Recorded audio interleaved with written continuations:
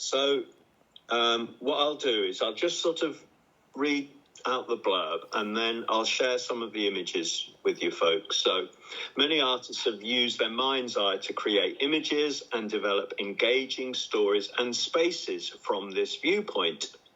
It also enables artists to experiment with meaning, shape, colour, and composition. For this task, think of an event or story you would like to make an image of. Try to bring together 3 to 4 simple shapes and forms.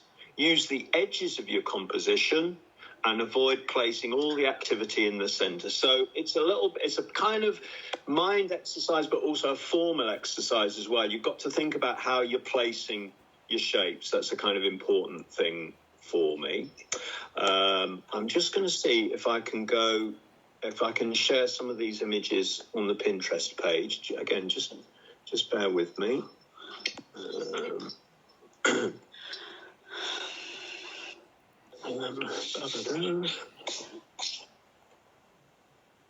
Again.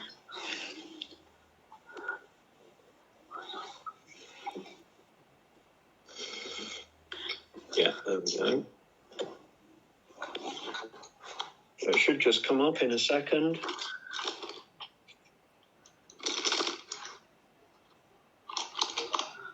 So it's under the heading of imagined spaces and stories. So you'll see the first ones that come up, and I suppose it's kind of fairly obvious that it lends itself to a sort of storyboard format. And you could do it as a storyboard. And the storyboards that I've chosen are deliberately, well, there are a few words, but it's mainly just to do with the idea of activating a space in a kind of interesting way. So this is an artist called Seth, for example, and he's interested in showing himself from this kind of third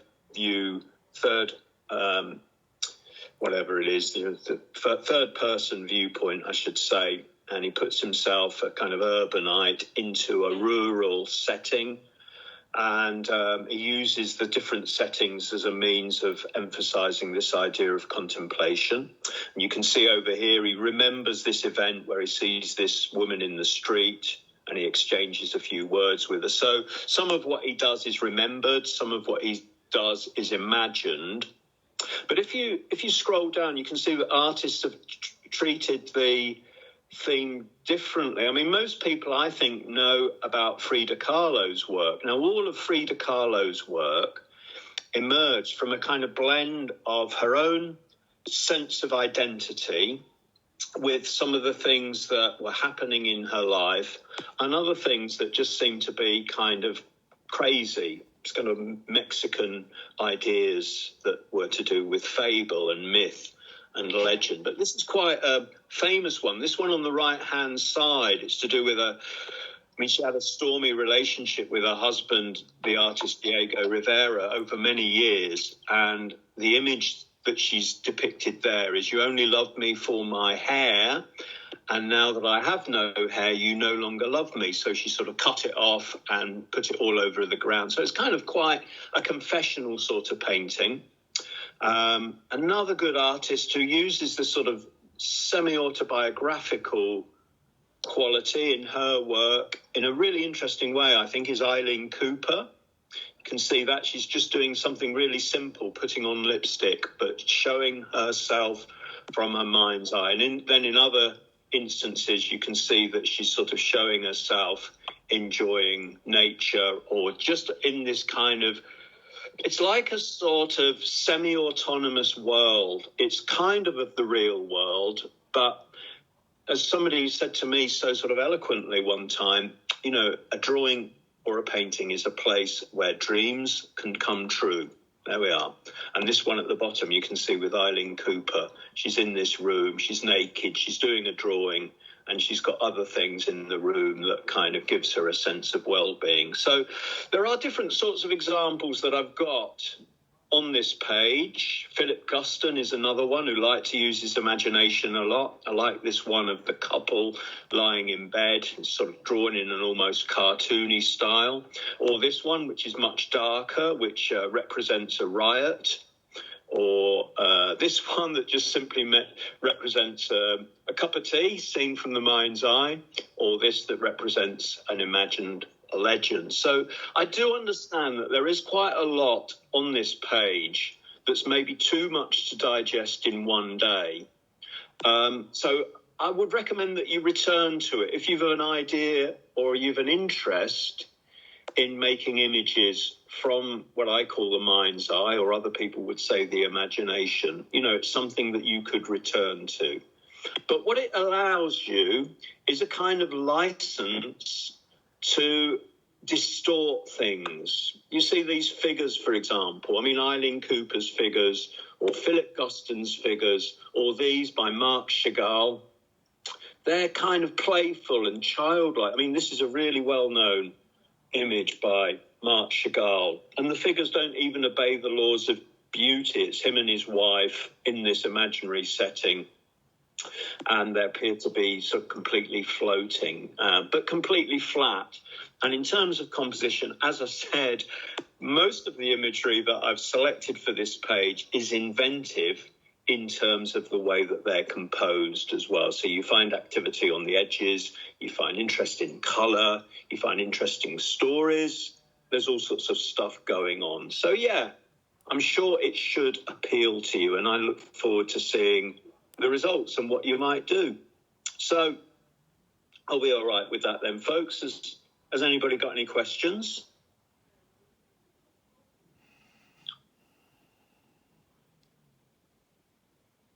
Did you manage to stay awake while I rambled on? I hope I was reasonable anyway. I have a question. Go on. So I looked at the Pinterest board that you've shown, right? And Yes. There's that one where it's called Roman Muradov. It's like, it's got, I think it's, if you scroll up a little. Right.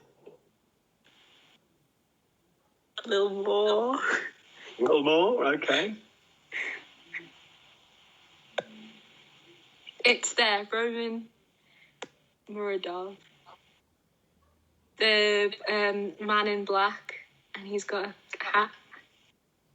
Yeah, the one in the suit and that. The Oh, yeah, yes, sorry, yes. It has that's like what I was talking about. Yeah, sorry, yeah, go on. It has that like comical feel to it, right? Like Yeah. it's like a moving picture, but it's like in frames. Yeah, that's right. That's Is that like what you're looking for, like today, if I was to do something similar to that? Well, it's a really good question, because maybe it's a little bit confusing to say it could either be a single image or it could be a storyboard like this. So it could be that if you've got, say, 2.5 hours, you wanted to concentrate maybe on a couple of images, you could just do it as that. But if you wanted to do it in a storyboard format, that's a great way of doing it as well. So it's a really good question, because I do realise that maybe it was a little bit confusing the way that I'd explained it there. Is that any clearer? Yeah, that's fine. Ah, that's good. Good. Can Nova ask a question, because she said, can I take part in Pete's art class today? Oh, definitely. Go on, fire away. I'm going to ask a question now. I'll use imagination. She can't hear you from the come here. No. She wants to know if she's allowed to use her imagination. Oh, and again, really good question, because some of these stories on here are not real. They're to do with kind of myths. Something like this weird Frida Kahlo. It's a kind of just a strange thing where maybe it's like a dream that she had. Right. She's lying down in this landscape with all this ivy or plant life growing out of her, or here where she's just surrounded by all these parrots. So yeah, definitely some of them could have the quality of a dream, or just be a kind of, I think this has got a bit of a quality of a dream, this Guston of the the imagined riot, because it's all concentrated in terms of symbols, fists, dustbin lids, shoes, all kind of stylized in a kind of interesting way. So that's a really good question. So let's have a few more questions like that. Good question on storyboard. Good question on can you use your imagination? Any more, folks? This can just be anything then. Well, It doesn't have to be. Go on. I mean, the key thing is that what drives you often is the desire to say something compelling. That's what's driven all of these artists here. And everything else follows from there. So it needs to be something that you kind of, a memory or a thing or even something just outside your own life, but maybe an event that you remember and you wanted to recreate. All of those things, it should have a sort of meaning to you, I think. I think that would be my proviso to that. And also the idea of compositional structure is really important. That's what all these artists are good at, organising the pictorials. But, I mean, some of it's completely mad. Like, for example, this Guston of a hand coming out of the sky, drawing a line.